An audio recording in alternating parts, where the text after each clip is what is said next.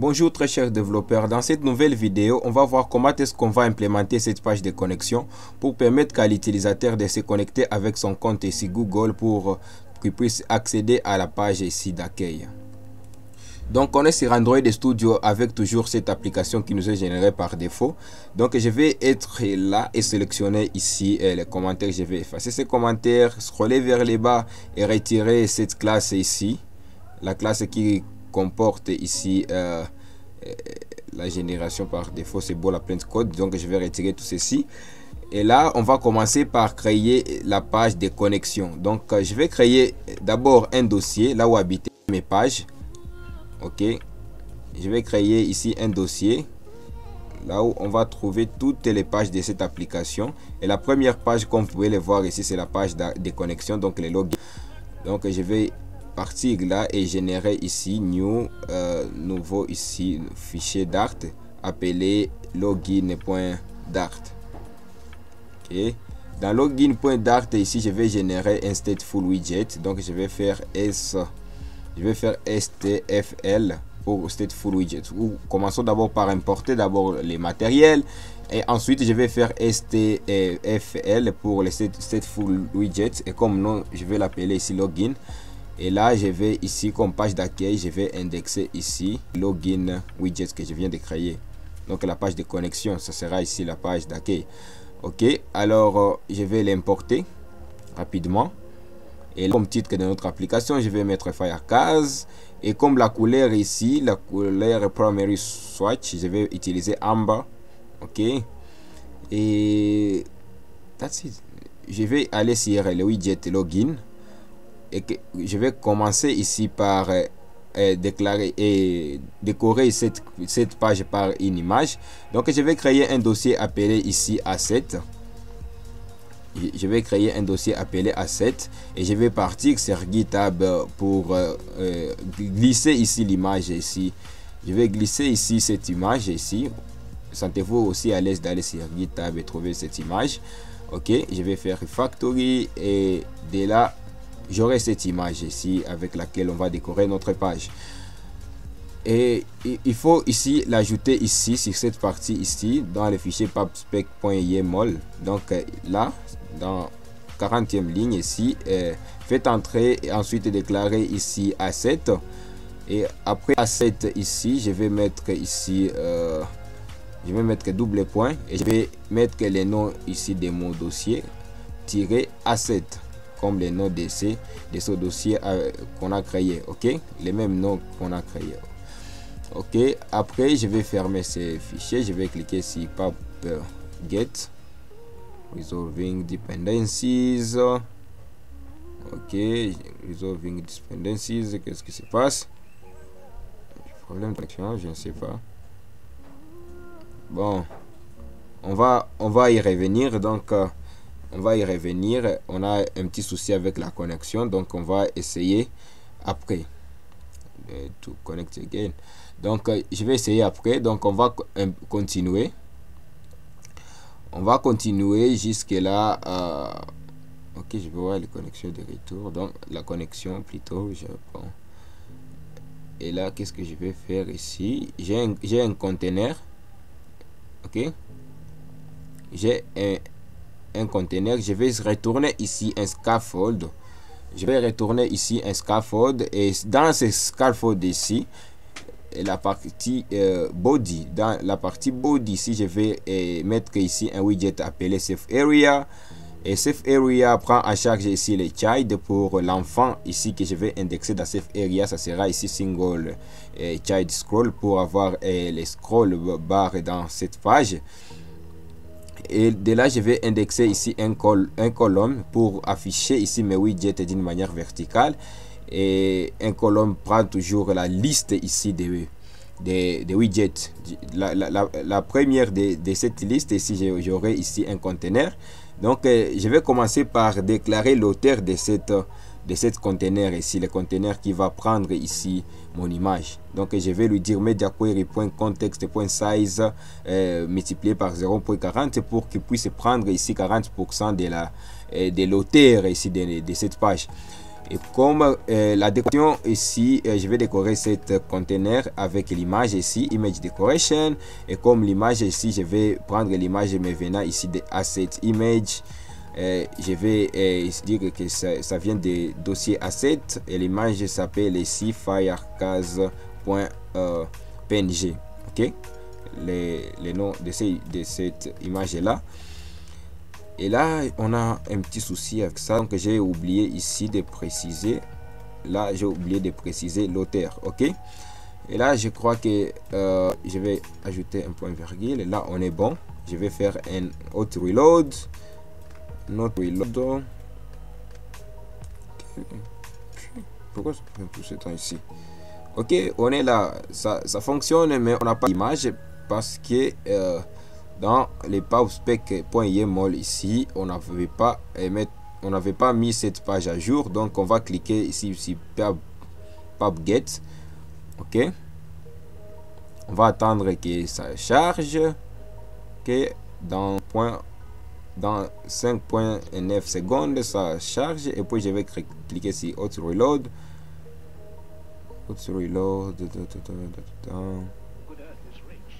Auto reload, je vais cliquer sur auto refresh, restart plutôt. Ok, on a notre image et là je vais pas ici cet espace ici d'en haut et d'en bas. Qu'est-ce que je dois faire ici?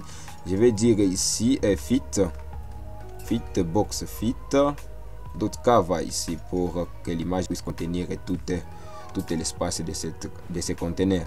Alors, on a notre image. Donc, après cette image, toujours dans ces colonnes, on aura ici un texte.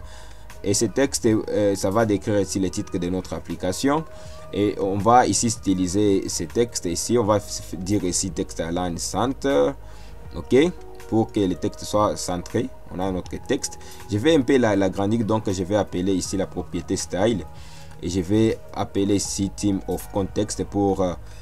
hériter ici de ces widgets ici les widgets alors on va appeler ici header line 4 et copy, on va appeler ici copy width pour modifier la couleur aussi. Donc on va dire color ici et appeler ici couleur black 54 et on va aussi on veut que notre texte soit en gras, donc on va dire font weight bold. OK. Là, on a notre texte. Et puis, on va avoir ici un autre texte ici pour la description de l'application. Donc, on va déclarer un autre widget appelé texte. Je peux copier et coller ce même texte. Et là, je peux seulement modifier en disant ici découvrez et partagez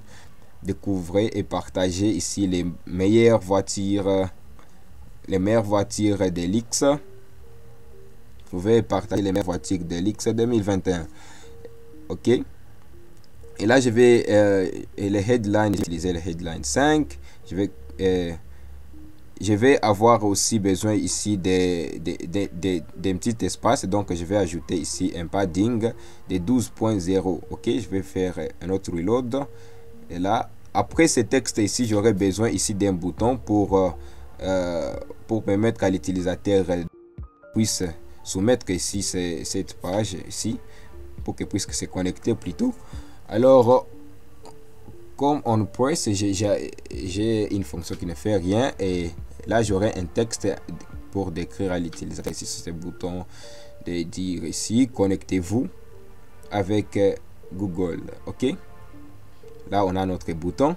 Comme vous pouvez voir ici, mes textes ici sont un peu moches, donc je vais utiliser ici je vais aller sur la partie main pour implémenter ici une police personnalisée. Et pour une police personnalisée, donc je vais d'abord pour ces bannières ici des burgers, je vais l'esquiver. Et pour la police ici, je vais dire texte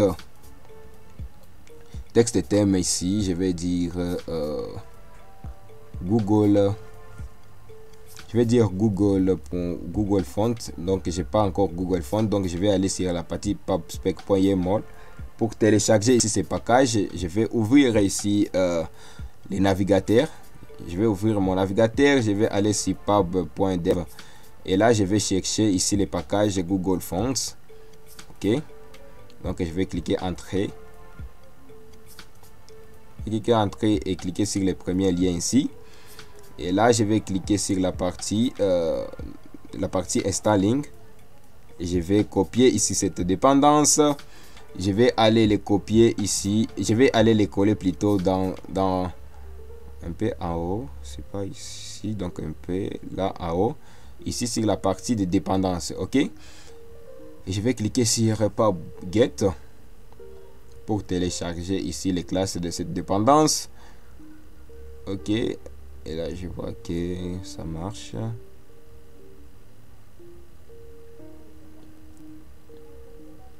Ok, ça marche. Alors, on est là et je vais aller ici sur la partie login. Et si la partie main ici, déclarer ici, on va utiliser Google Fonts. Police, nous venons ici de Google. Ok, Google Fonts. Et dans Google Fonts, je vais utiliser ici les thèmes appelés Pompins. Pompins texte thème. Ok, et je vais hériter ici les thèmes of context.thème. Texte thème plutôt. Et là ça va ici là ça va me permettre ici d'utiliser un thème ici personnalisé pour les polices de texte, si ça peut c'est dire. Ok, là vous pouvez voir ici ma police ici vient de changer. Ok, alors venons attacher ici un événement sur ce bouton. Je vais créer ici un dossier là où habiteront mes services qui va me fournir ici Firebase. Je vais l'appeler ici Services. Oups, j'ai mal nommé ici Services. Ok, et là je vais créer ici les premiers fichiers qui va contenir ici les services d'authentification. Ok, authentification.dart. Et pour commencer avec ceci, il va me falloir tourner ici sur le site de Firebase pour activer quelques configurations pour commencer à travailler avec les services ici d'authentification. Donc je vais accéder sur les consoles. Je vais accéder sur ma console. Et sur ma console, je vais accéder sur les projets ici Firecast qu'on a précédemment créé. Ok, on va attendre que ça charge. Et là, je vais activer ici les services d'authentification. Donc je vais cliquer là. Et là, on va me dire ici d'activer ceci. Je vais cliquer sur Get Started pour dire commençons. Et là, on va utiliser ici d'authentifier avec les services ici Google. Donc, on va activer ici cette méthode. C'est la méthode qu'on va utiliser dans notre application. On va attendre que ça charge. Et là, on va cliquer sur Done pour dire fini. Et là, cette méthode est activée. Donc, il va me falloir aller sur pub.dev, ok, pour activer ici, pour prendre ici quelques... Oups, je vais aller là et taper ici Firebase Auth. Ok, cette dépendance va me permettre ici d'avoir ici les classes de Firebase Authentification. Donc, je vais copier ceci. Je vais les copier et aller sur les fichiers de mon application. Les fichiers est pubspec.yaml. Je vais les copier là et je vais retourner encore pour chercher aussi Firebase Core. Firebase Core, je vais entrer. Cette dépendance va me permettre aussi de gestionner quelques erreurs ici sur l'application. Je vais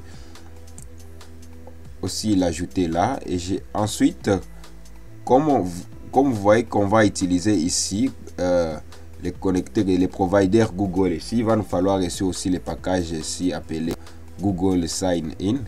Donc on va chercher Google Sign In et là on va aussi aller sur Installing et on va copier ici cette dépendance et on va l'ajouter sur notre fichier pubspec.yaml. Ok, on va l'ajouter juste là et on a nos dépendances ici. On va cliquer sur PubGet pour télécharger les classes ici relatives avec ces dépendances qu'on vient d'avoir. Okay, on va attendre que ça charge un tout petit peu. Après 12 secondes, on voit que tout est bon. Alors, je vais commencer par créer une classe. C'est là où on va ici instancier ici les classes ici relatives au service ici d'authentification.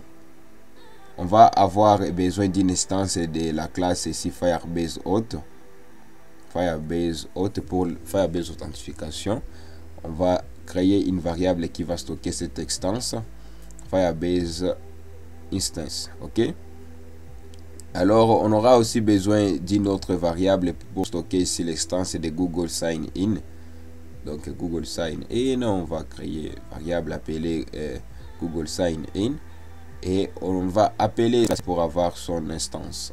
Ok. Très simple. Ensuite, on va créer une fonction. On va créer une fonction qui va nous permettre de se connecter avec Google. Donc, je vais ajouter un commentaire déjà connexion avec Google. Ok. Alors, on va dire ici, cette fonction va nous retourner un future du type ici user credential. Et cette fonction sera appelée ici sign in with Google. Donc, c'est connecté avec compte Google. Ça sera une fonction asynchrone. Donc, on va ajouter les mots-clés async. Et la première des choses ici, on va ajouter un commentaire. On va commencer par déclencher les flux d'authentification. Déclencher les flux d'authentification, c'est ce qu'on va commencer par chercher. On va déclencher d'abord les flux d'authentification. Donc, je vais déclarer ici, je vais déclarer une variable du type Google Sign in account qui va récupérer ici les Google Use, donc l'utilisateur Google. On va les récupérer depuis Google Sign In. Okay? Quand l'utilisateur va se connecter, on va récupérer ici l'utilisateur. Donc ici le type c'est Google Sign In, ou soit ça sera ici, oups, ça sera nil. C'est pourquoi on ajoute ici les points d'interrogation. On va ensuite obtenir ici les détails d'autorisation de la demande, parce qu'on va demander de se connecter d'abord avec le compte Google. Ok. Alors ici on va ici obtenir les détails d'autorisation, et on va l'obtenir ici avec Google Sign In Authentification. Ok, on aura ici Google Auth.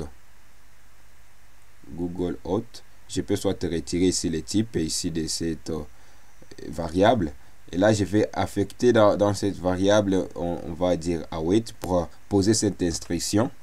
Ok, on va poser cette instruction et on va récupérer ici l'authentification.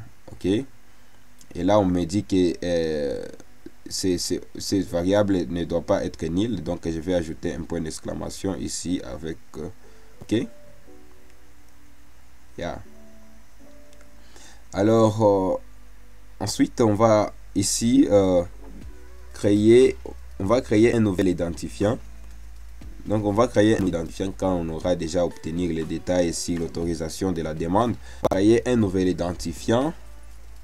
Et pour le créer, je vais avoir besoin ici d'une autre variable appelée credential. Et dans credential, je vais appeler ici Google Auth Provider. Dans Google Auth Provider, je vais appeler ici les credentials. Et dans les credentials, je vais mettre ici access token. Ça sera égal ici Google Auth.access token. Et pour les ID de token, je vais appeler ici Google Auth.id token. Ok, ça déterminera si cet appareil et si ce compte est déjà connecté à notre application ou pas. Et une fois on est connecté, on va renvoyer ici l'identifiant de l'utilisateur, où on va retourner cet identifiant. Donc on va ajouter ici un commentaire. Une fois connecté, on va renvoyer ici on va envoyer ici l'identifiant de l'utilisateur. Donc on va faire return await, parce que ici on va retourner une fonction qui va retourner un premier. C'est pourquoi les mots-clés await. Donc avec cette fonction ici, on sera capable de se connecter avec un compte Google. Ok, donc je vais retirer aussi ça et c'est parfait. Alors quand on va déclencher ici les services d'authentification, l'utilisateur va devoir se connecter et l'utilisateur, on va lui envoyer sur la page accueil. Alors on va créer ici cette page accueil ici. Donc on va créer un fichier qui va implémenter la page accueil. On va l'appeler ici home.dart. Et là je vais importer le matériel. Rapidement je vais importer seulement les matériels. Et je vais créer un stateless widget. Je vais l'appeler ici home. Et ça va nous retourner seulement un scaffold avec sur la partie body avec un widget center pour centrer ici un texte. Et ce texte va nous indiquer seulement que nous sommes sur la partie et sur la page d'accueil homepage. Ok, c'est simplement ceci pour le moment. Alors on va ici partir ici sur le dossier libre et créer ici un fichier appelé roapa.dart. Et ce fichier ici va nous permettre de basculer sur la page accueil si l'utilisateur est connecté, et aussi de basculer sur la page si l'utilisateur n'est pas connecté, de lui renvoyer sur la page de login pour qu'il puisse se connecter. Donc rapidement je vais importer aussi les matériels ici pour ce fichier. Je vais importer le matériel et je vais créer ici un stateless widget aussi. Donc appelé Roapa. Et là pour accéder à ces services ici qu'on a créé, il va nous falloir avoir un provider. Donc on va chercher un package ici qu'on va utiliser pour avoir accès à cette classe. Donc on va chercher un provider, un fournisseur ici. On va l'installer, on va installer cette dépendance. Ok. Je vais aller sur pubspec.yaml, je vais installer cette dépendance, pubget.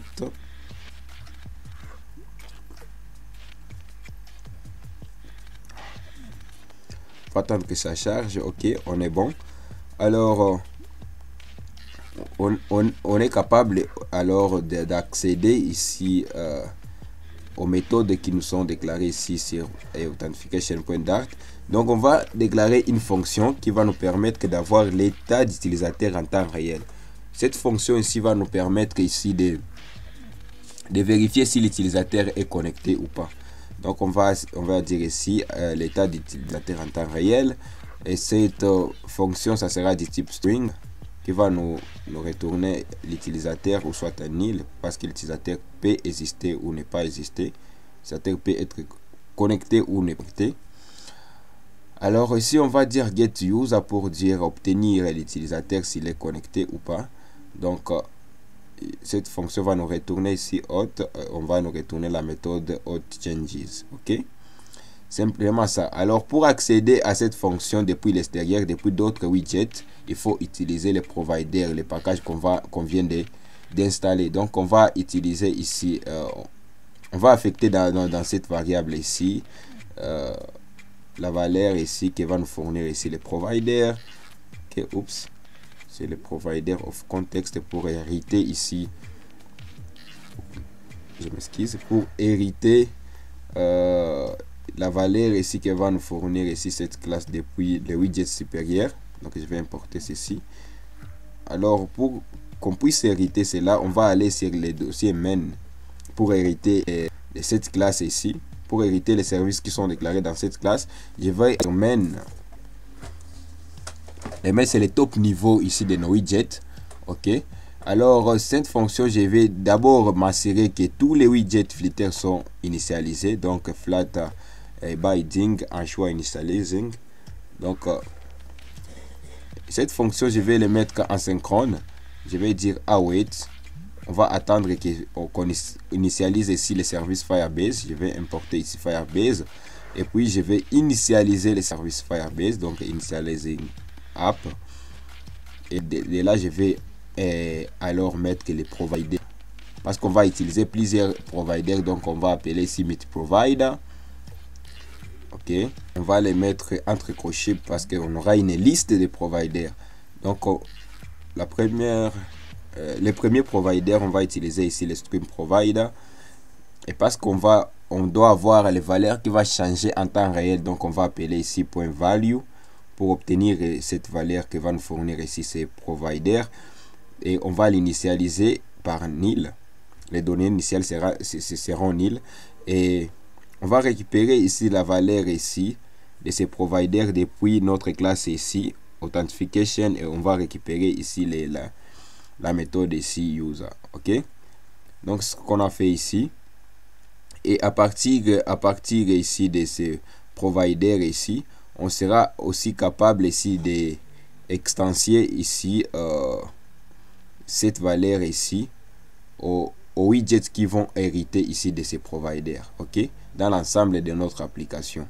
Alors à partir de cela, on va hériter alors de cette valeur, et là on peut venir ici dire, on peut venir ici et mettre une condition, et cette condition va dire ici si l'utilisateur est nul, si l'utilisateur n'est pas connecté. Donc si l'utilisateur n'est pas connecté, on va lui renvoyer sur la page de login pour qu'il puisse se connecter. Dans le cas contraire, si l'utilisateur est déjà connecté, on va lui renvoyer directement sur la page d'accueil pour qu'il puisse continuer avec des opérations là. Ok, c'est ça. Mais Dart ici va nous fournir ici une belle syntaxe. Donc on va dire, on peut écrire ici autrement ce code ici. Utilisateur est nil, on va mettre ici un point d'interrogation pour retourner ici la page ici et else, on va retourner sur la page d'accueil, et là je vais retirer ceci. Seulement dans une seule ligne de code on peut vérifier ici une condition, et là si l'utilisateur est nil, on va l'envoyer sur la page login, et dans le cas contraire on va l'envoyer sur la page accueil. Alors là, quand on clique sur le bouton, on va faire appel à cette fonction ici. Je vais créer une fonction appelée sign in. Donc la fonction sign in pour dire que c'est connecté. Je vais déclarer une variable appelée inLoginProcess pour nous indiquer ici des processus de chargement de connexion. Donc ça sera initialement faux, et quand l'utilisateur va cliquer sur le bouton, on va changer ici l'état de CUI ici, donc site state. On va appeler ici cette variable que je viens de créer ici, inLoginProcess. Ça deviendra ici vrai, parce qu'on sera en cours de chargement ici de l'exécution d'état de la connexion. Donc on va appeler une instance de la classe service, autre service, pour appeler la méthode ici sign in with Google. Ok, alors je vais exécuter ici l'application. Entre temps, on va dire ici, quand l'utilisateur va cliquer sur les boutons ici de connexion, donc si inLoginProcess est vrai, on va centrer ici l'indicateur ici pour le progress bar ici qui va nous indiquer les chargements en cours. Mais si inLoginProcess est faux ici, on va retourner ici les boutons elevated button. Ok, rien que ça, je vais enregistrer et voir si ça marche. Rien ne fonctionne. Pourquoi ces boutons ne fonctionnent pas?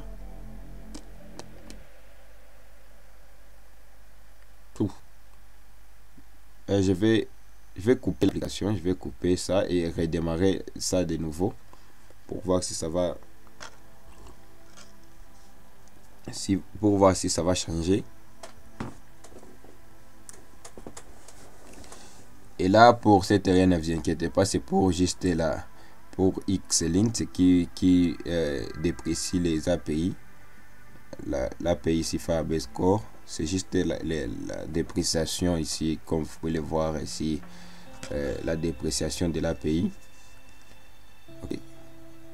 C'est juste la première fois qu'on va exécuter l'application qui va se faire cette merde, mais on est bon, ça va exécuter sans problème, ne vous inquiétez pas pour cette dépréciation. Ok, on voit que l'application commence à s'installer sans sans erreur.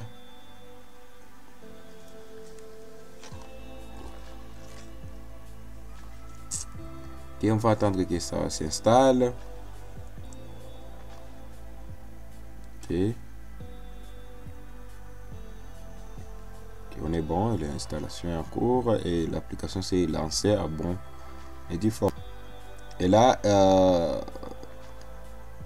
oups, c'était même pas ça le problème. Le problème est que j'ai oublié de faire appel à cette fonction quand on clique sur le bouton. Donc on presse, quand on cliquera sur le bouton, on va faire appel à notre fonction ici, sign in. Donc je suis un peu maladroit. Ben, je vais faire appel à cette fonction, c'est sign in, donc avec n, je vais ajouter un ici. Ok, donc là on va faire notre restart. Ok,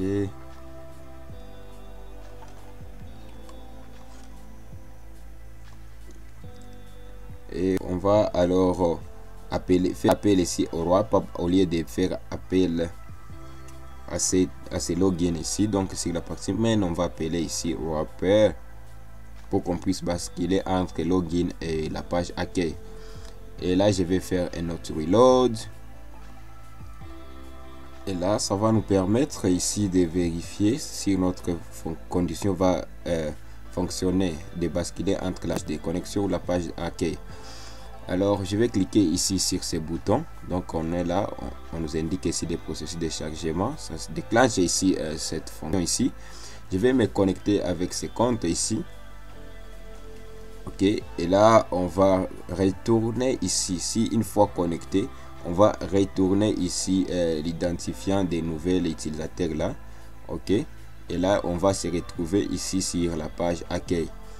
Ok, donc on va fermer ici tout ceci, et là je vais créer un dossier là où habitera ici la page accueil, donc home page. Et là je vais déplacer ici ces fichiers et refactorer, et dans ce home page je vais créer ici une barre de menu.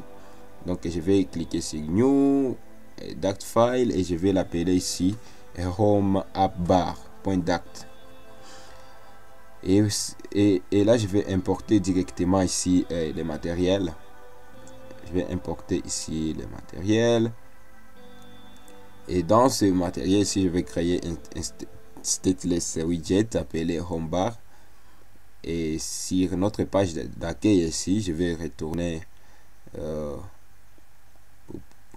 sur notre page accueil ici, le mieux sur notre page accueil ici, je vais sur la partie body, je vais avoir besoin de safe area, et je vais appeler ici custom scroll view. Custom scroll view prend seulement une liste de serveurs. Donc notre app bar va nous retourner un serveur app bar. Donc là ça va retourner un serveur app bar au lieu de nous retourner un conteneur. Et on aura besoin ici des données de l'utilisateur pour vraiment connecter. Oups, c'est pas ici.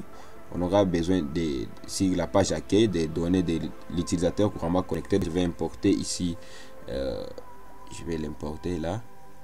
Donc on va les passer ici sur notre home app bar. On va passer les données de l'utilisateur pour vraiment connecter. Le mieux c'est de venir ici, de les récupérer ici sur notre home app bar. Je vais récupérer ici les données de l'utilisateur couramment connecté lors de l'appellation ici de ce widget. Donc ici je vais seulement l'initialiser dans le constructeur. Je vais initialiser cette variable, et là on sera capable ici d'obtenir les valeurs qu'on vient de passer en paramètre. Ok, donc là on va retourner ici un serveur app bar. On retournera un serveur app bar. Dans serveur app bar, le titre de notre barre de menu, ça sera ici Firecast, qui est le titre de notre application. Et on aura besoin d'un nombre ici, l'ombre qui va se trouver sur notre barre de menu de 0.8. On va dire ici que notre barre de menu va flotter, c'est pourquoi le floating true. On va forcer ici cette ombre ici Foxit Elevator. Je vais cliquer ici, CTRL S c'est pour Auto Reload. Vous voyez, on a notre barre de menu et je vais ici Actions pour ce qui se trouvera sur le côté supérieur droit. Donc je vais afficher un avatar ici de l'utilisateur couramment connecté. Donc j'aurai besoin d'un padding ici du côté ici pour un petit espacement du côté droit ici, qui va prendre ici Children Cycle Avatar. Donc je vais retirer d'abord ici ce padding pour mieux expliquer ce que je vais faire. Je vais avoir besoin ici d'un Cycle Avatar pour afficher l'avatar de l'utilisateur couramment connecté.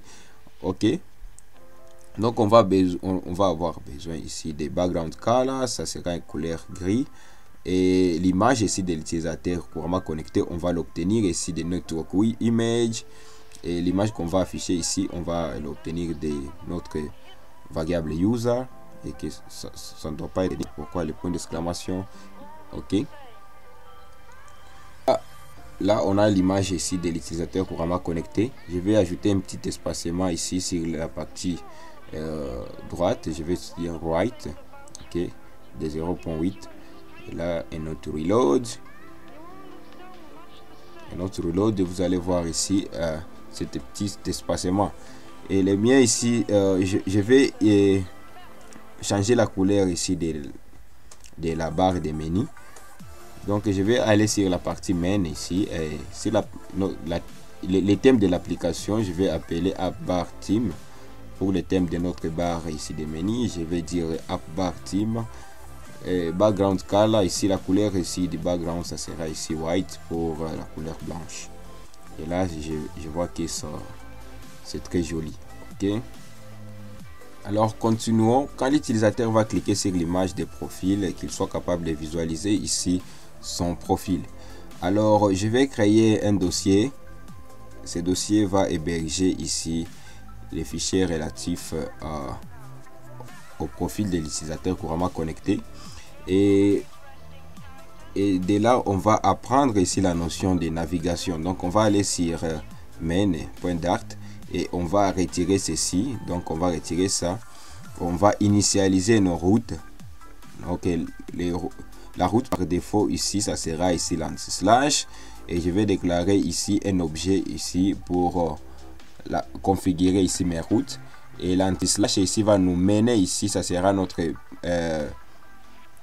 les composants widget par défaut. Donc ça sera ici les wrap, ce sera ici les widgets qui va se charger, ce sera le premier widget qui va se charger de notre application, et après j'aurai ici la page ici profil. Donc je vais déclarer aussi la route profil, contexte qui va me retourner ici les widgets profil. Ok, c'est pas encore créé, donc ça va me générer j'aurai droit à une belle erreur. Je vais créer ici un fichier qui va prendre ici la page profil, et là je vais importer directement le matériel. Je vais créer ici un stateless widget appelé profile. Ok, profil. Et là je vais venir ici pour l'importer. Ok, très bien. J'ai mes routes, j'ai mes deux routes ici. Ok, oups, là parce qu'on a ici les routes de l'application, on va cliquer sur route restart. Ok, restart. Ok, on n'a pas de problème, on va continuer, et de là je vais partir sur la page ici homepage.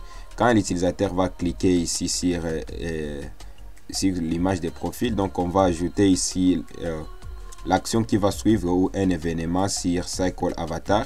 Donc on va l'envelopper avec un widget appelé Gestic Detect pour détecter ici les mouvements ou l'action que l'utilisateur va prendre, et cette widget va nous permettre ici d'avoir on tap, donc avoir ici cette propriété on tap quand l'utilisateur va taper ici sur cette image ici, qu'on soit capable d'appeler ici la méthode navigator push named, et les noms ici c'est profile. Donc on va naviguer vers la page ici profil. sont capables de naviguer sur cette page. Je vais cliquer sur Hot Restart. Je crois que tout est bon. Je n'ai qu'à tester ici. Auto reload. Rien ne se passe. Pourquoi ça ne marche pas? Je vais faire Auto Restart. Auto Restart. Essayons de naviguer vers la page ici des profils. Il n'y a rien qui se passe. Alors, oui, là, oui, j'ai oublié ici anti-slash. Ou slash, je ne sais pas. Je vais un autre reload et là, on est capable ici de naviguer vers la page des profils, qui est noir et pour le moment c'est un conteneur, et là je vais remplacer cela par un scaffold, et le scaffold qui va prendre ici sur la propriété body. La propriété body, je vais appeler la propriété body pour lui donner ici un surface area, et qui va prendre ici les custom scroll view, et dans les custom scroll view ça ne prend que une liste de siluets verts, donc j'aurai besoin ici d'un app bar pour la barre des menus. Profile app bar .dart. On va importer les matériels et on commencera par créer un stateless widget appelé ici profile app bar,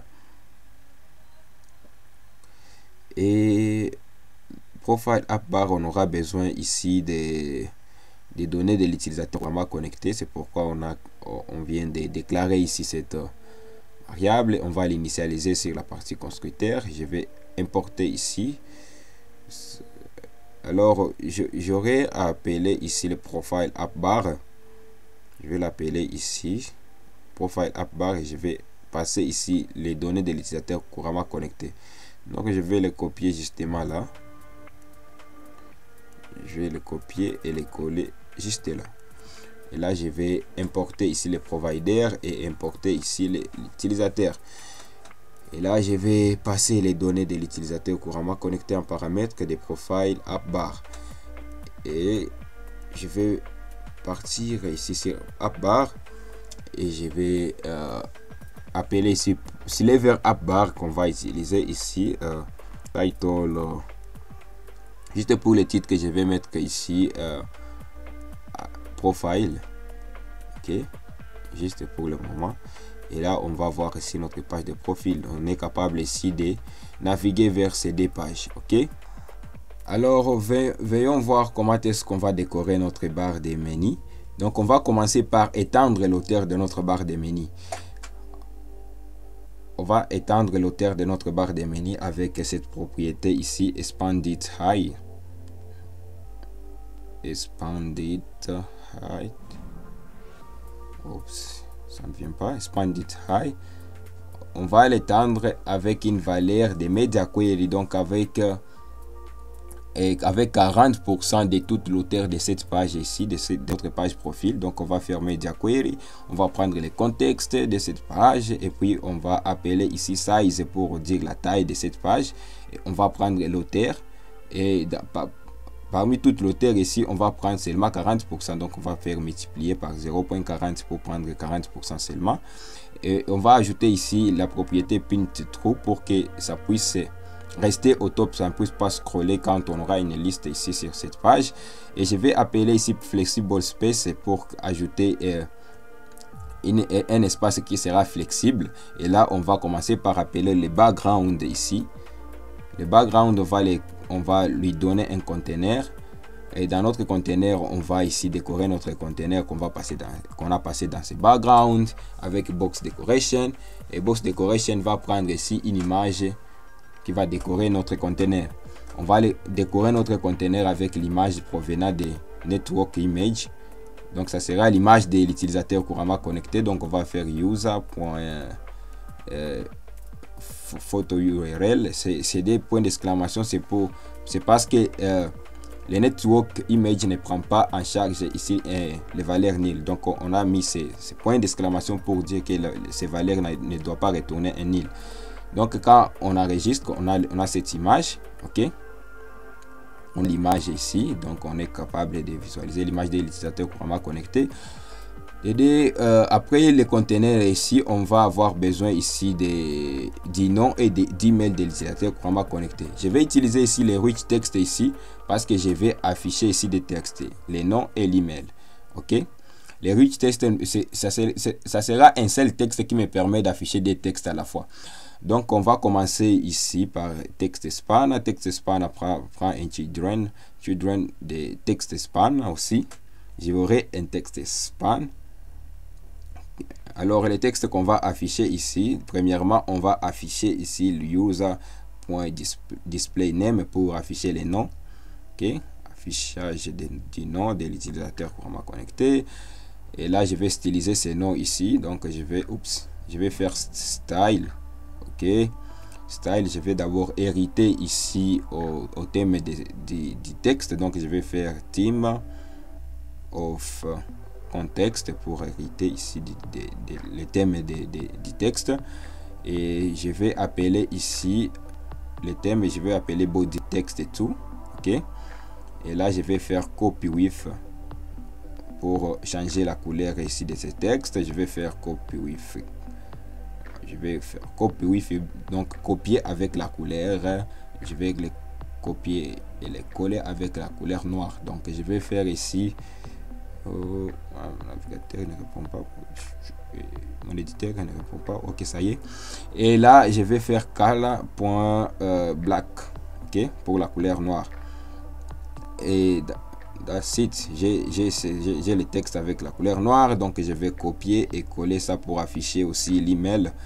Et là je vais modifier ici, là je vais modifier, ça sera email.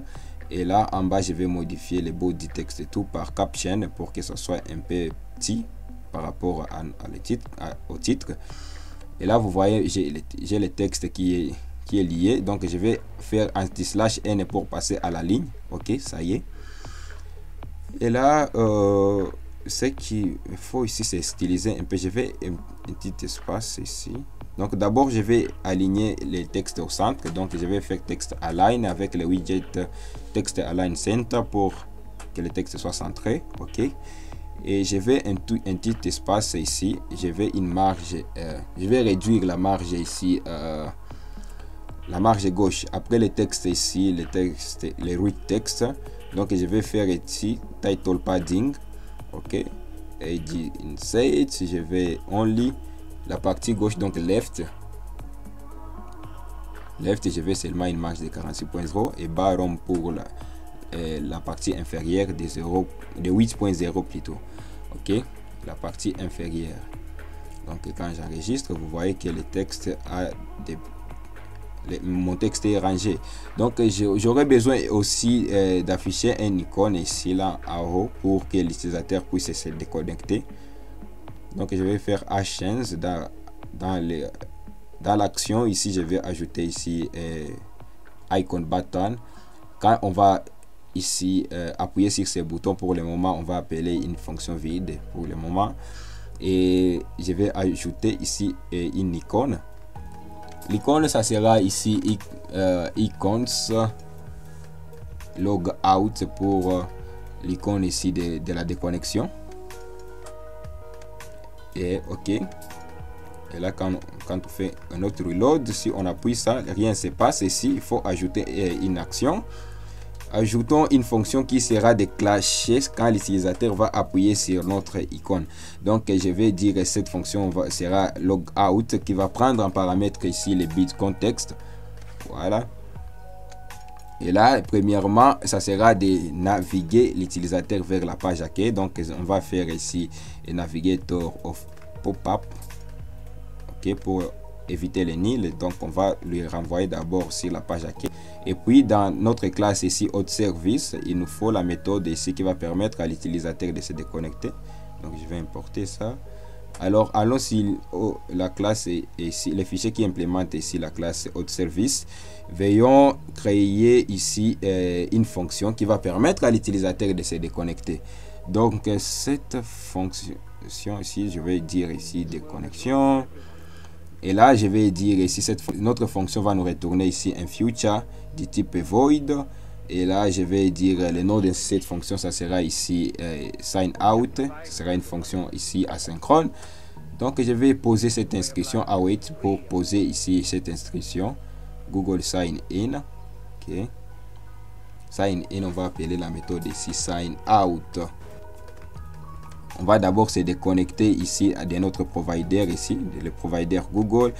Quand cela sera fait, on va aussi se déconnecter ici de Firebase Authentication. Donc on va faire auth sign out. OK.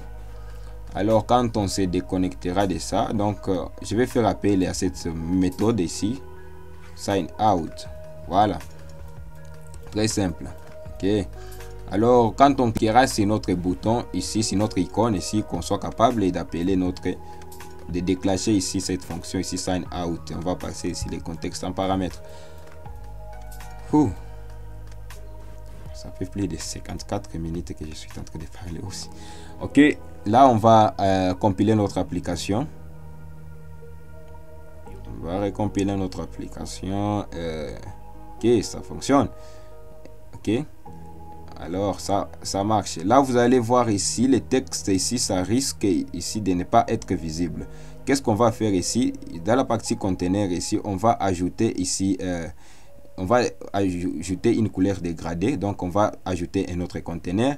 Dans cette conteneur on va les décorer ici, decoration avec box decoration, pour juste ajouter une couleur dégradée pour permettre à ce texte ici d'être visible, parce que la couleur ici des photos de l'image de profil, ça ne sera pas la même. Donc on va dégrader des couleurs, on va dégrader la couleur blanche et la couleur transparente. Donc et là on va indiquer ici les débits de l'alignement. On va aligner ici nos deux couleurs. Ça va commencer ici de bottom right. OK, des points inférieurs vers les hauts. OK. Donc ici je peux modifier ici avec la couleur rouge. Vous voyez, on a une couleur dégradée. Là je vais laisser la couleur blanche. Et là c'est bon.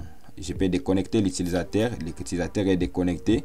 Et je peux aussi reconnecter l'utilisateur. Donc ici on clique là. L'utilisateur va être capable de choisir les comptes qu'il va. S'il n'est pas de compte, il faut ajouter un compte là. Un compte Google. Là j'ai des comptes déjà répertoriés par cet appareil. Je vais me connecté et là je suis reconnecté encore. Donc je suis reconnecté. Alors je crois que c'est tout pour cette vidéo. C'est comme ça qu'il faut faire pour manipuler ici les services d'authentification avec les providers Google. Donc aimez et partagez ce que nous faisons et moi je vous dis au prochain épisode.